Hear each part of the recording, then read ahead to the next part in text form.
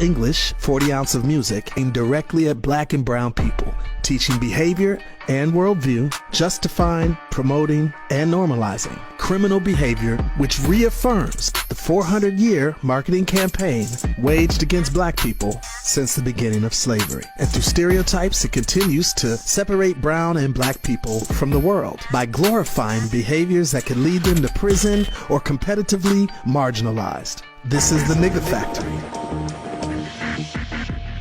Public Enemy is one of the most successful hip-hop groups of all time. Chuck is consistently ranked as one of the top MCs and lyricists of all time. The whole game and trick is that they could get time on their side and get a couple of generations who are really combative about it to get old and pass on and trick the new generations and throw toys at them to hold them off. And one of the biggest crimes is the MTV networks and the Booty and Thug network of BET that's hijacked hip-hop and rap music.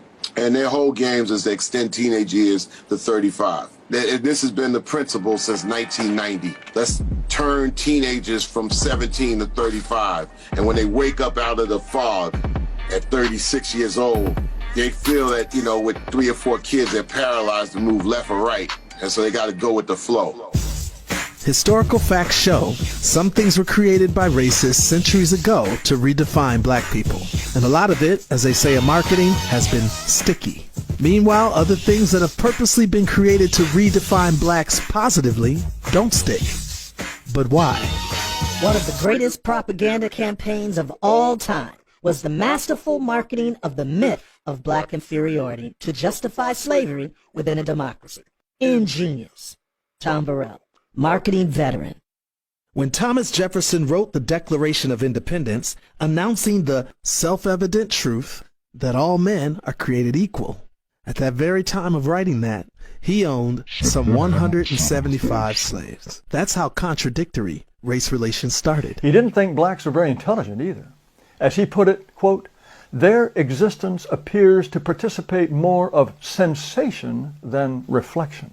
This pop culture image of blacks as lower than, beast or brutes, sluts, unable to think in higher vibrations and intelligence, justified the racial inequalities that people saw, not only in white people though, but also in blacks and every other race that were brainwashed by the factory, also from Jefferson. He wanted blacks deported and separated from whites so that they would be, and I quote, "beyond the reach of mixture." The American Colonization Society.